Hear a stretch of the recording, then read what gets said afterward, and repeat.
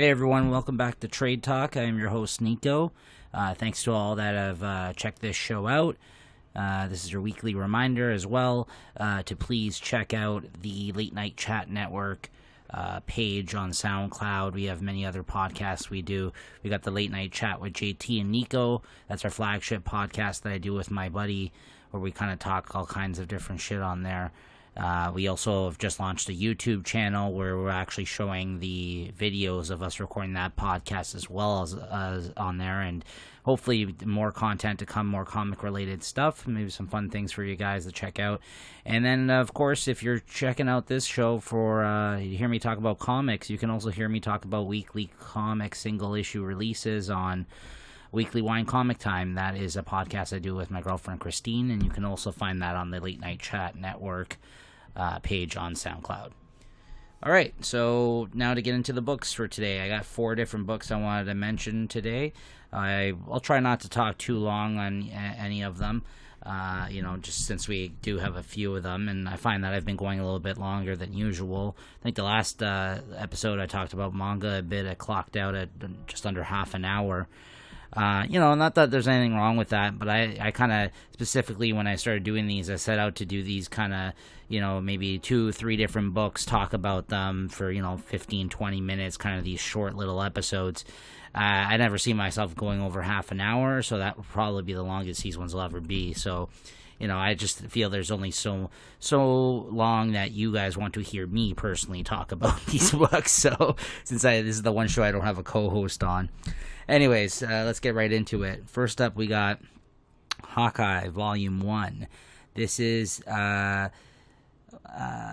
is the 2016 series. I guess that's when it originally launched. It's written by Kelly Thompson, and in this volume, he had art by Leonardo Romero and Michael Walsh, and they got Jordi Belair on colors. So this, all cards on the table here.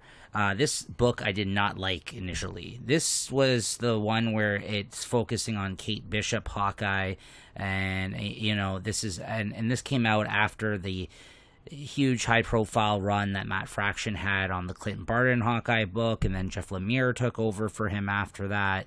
And he had great artists on those books. He had David Aja that was working with Matt Fraction on some of his run, not all of it. Kate Bishop was a big part of that book, as well as in Lemire's one. And Lemire, you had Ramon Perez, who was working with him on art on that series. So I loved both of those runs. I mean, they were both great. I never was a huge Clint Barton Hawkeye fan, even prior to that then. But, it was getting so much praise at the time that I checked it out. And I'm glad that I did. It was a great book, both of those series. And then this one came along afterwards. And I have nothing against Kate Bishop as a character. I thought she was well developed throughout those other 2 series. I liked her on Young Avengers. I am a fan of the character. And at the time, Kelly Thompson was a newer name.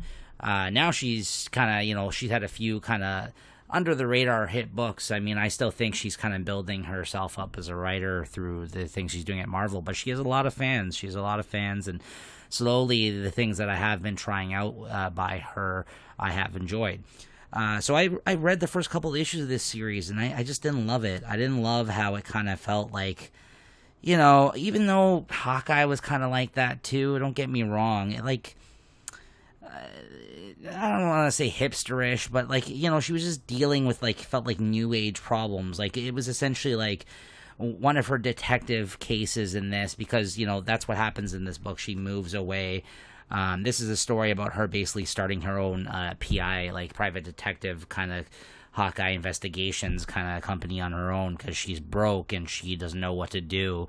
So she moves away and moves out west to Los Angeles. And she decides to open up this this business without even a PI license. And I think the other thing that kind of bugged me was that Kelly Thompson has very witty, very funny kind of dialogue, snappy dialogue, and sometimes she can overdo it. Even in this at times. You need to kind of learn how to pace yourself with that. And I mean, this is the right type of character to do it with. I mean, she also did some Jessica Jones stuff, and again, her voice is perfect for that as well. And Jessica Jones actually shows up in the last 2 issues of this, drawn beautifully by Michael Walsh. I love his work. Really enjoyed those. But yeah, I just like the first case that she went on was about like some guy that was like internet bullying, and I just wasn't really ready for that. I felt like for whatever reason I wasn't vibing with the book, and then I kept hearing people say how good it was, like. Look at these artists, and like Leonardo Romero, the artist that drew the first 4 issues of the 6-issue trade here, along with Michael Walsh. Like, I mean, I was newer to his work at the time, Leonardo Romero, not Michael Walsh, but great stuff. I mean, it looks awesome work. Like, the artists in this book, both of them did a great job. The writing was fun and funny, and the characters great. So who am I to hate on it? And I wanted to just bring all that stuff up just to say that. This, along with like that Wolverine book I talked about a couple weeks ago, where it was too early maybe in my comic reading experiences at that time for me to appreciate some of the things that may have been going on in that book because it was different. Sometimes giving things a second look, guys, it actually helps out. Sometimes if you feel you ain't vibing on something that you've heard is really enjoyable, take a step back and come back to it. So that's all I got to say about this, because I really enjoyed this volume quite a bit. Like I said, between the art and the writing and the character, she's just fun, and this is just like these wacky kind of PI adventures that she's going on in this, and she's got like a good attitude, even though she's kind of getting shitted on constantly throughout all of these stories. Like, bad things keep happening to her and she keeps struggling, but then by the end of it, she's got such a good head on her shoulders that she learns to appreciate, hey, you know what, I got this, I'm doing all right, like things are looking up. This, like, she's, so in that sense, like, I like her spirit, and I like how she kind of goes about life in that way, because a lot of people in her position in this book at times would have given up. So I just really liked her optimism, and I really enjoyed the book. I loved the art, loved the character. They just announced that they're going to be doing, I think, a TV show for her on that new Disney Channel, which is awesome. And the girl, I forget, blanking on her name right now, that they just casted, though she's like seems like a perfect fit for this character.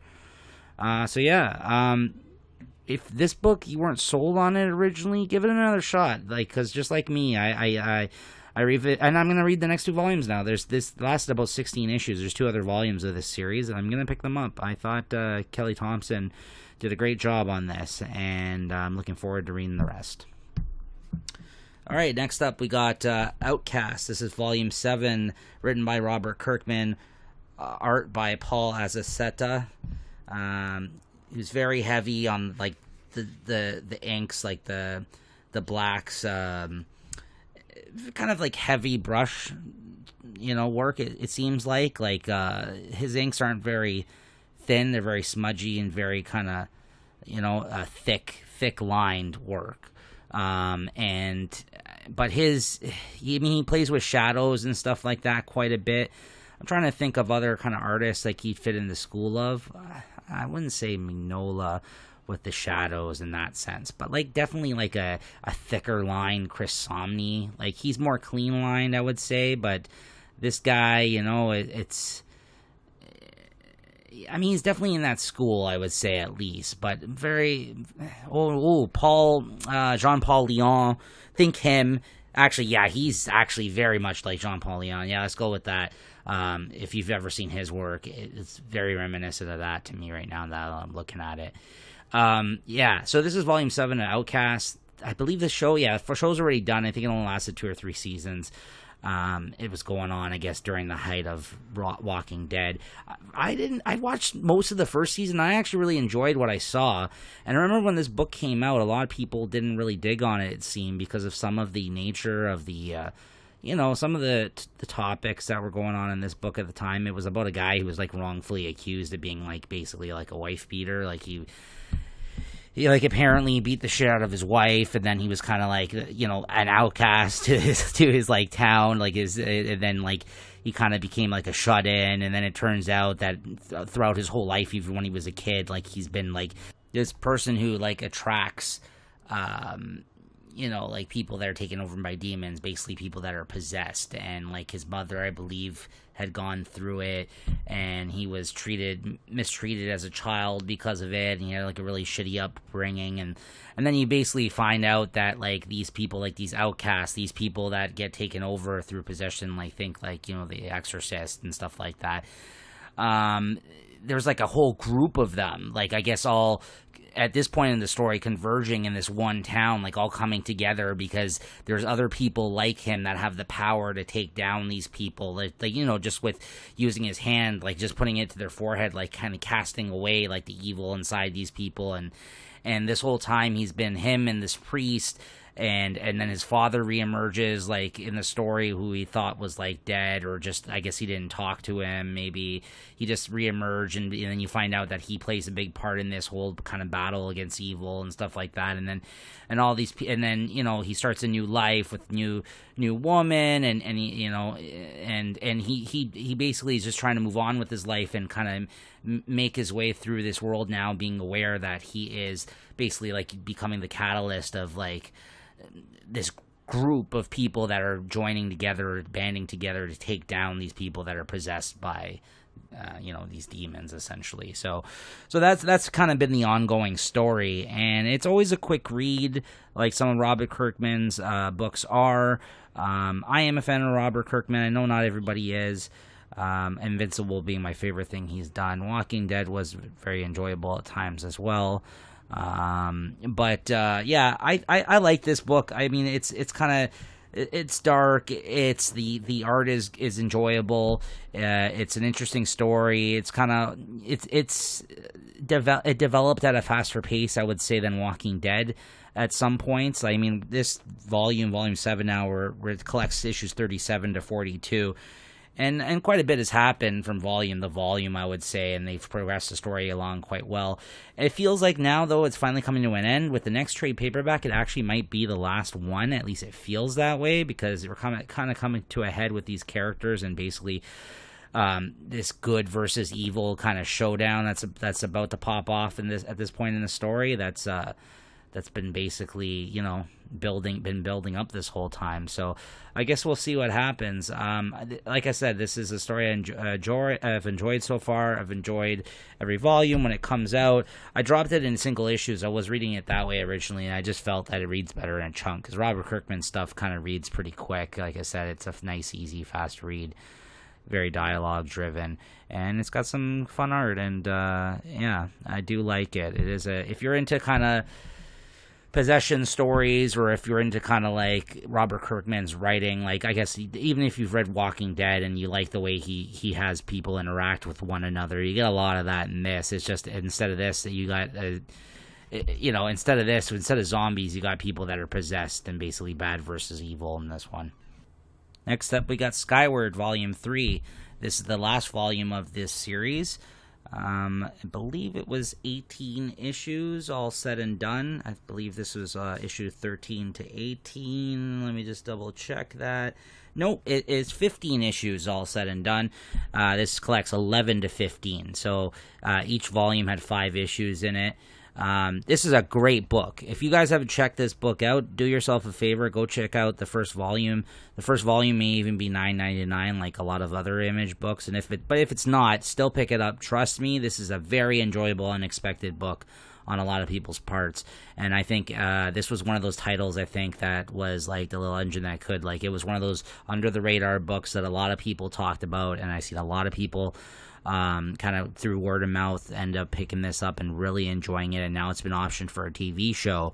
So definitely check this story out. This is a very, very fun book. This is a book about a girl that lives in a city where her father was the reason as to I guess was involved in the project at the time when it happened, of them basically losing gravity.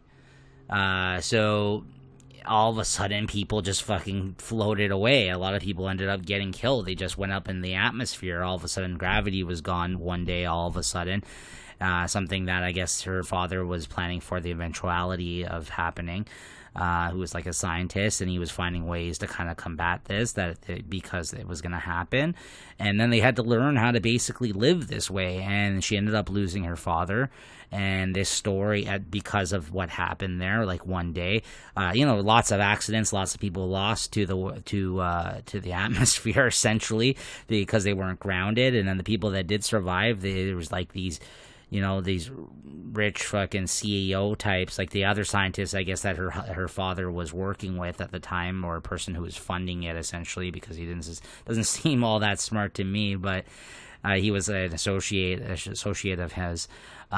He ended up basically finding a way to ground everybody by having this like magnetic, I guess, pull in the ground, like charge that's constantly on, and you have to wear these shoes to make yourself grounded as a result. And then people actually, a lot of them ended up forgetting how it was, like how to live, you know, without it, because they were kind of used to walking around with these devices. But then at some point, you know, that gets taken off the playing field, and people have to go back to, during this story, have to go back to basically learning to float around and propel themselves. Like she had like, you know, like her basically made her own jetpack, like in a sense. Like she had the, you know, like there's people that use guns and stuff to get away from each other in this. By shooting off a gun, it would propel you in a certain direction, right? Like for instance, and all these interesting kind of fresh ideas and takes on this, like how the world would be if it was like that in this. Like there's something that happens with the oxygen or something,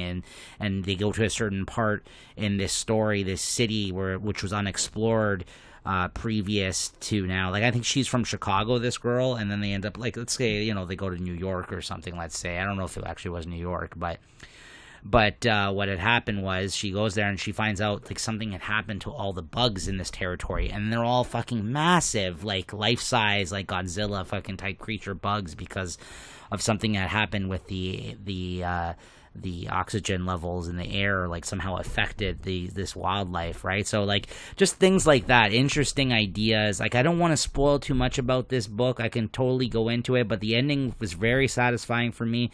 I really enjoyed this thing the whole way through. It was quite a page turner, very fun book, clean, but, you know, very inky at times art, mostly clean lined, great art and colors. This is written by, I didn't even say that, my apologies, Joe Henderson, and art by Lee Garbett.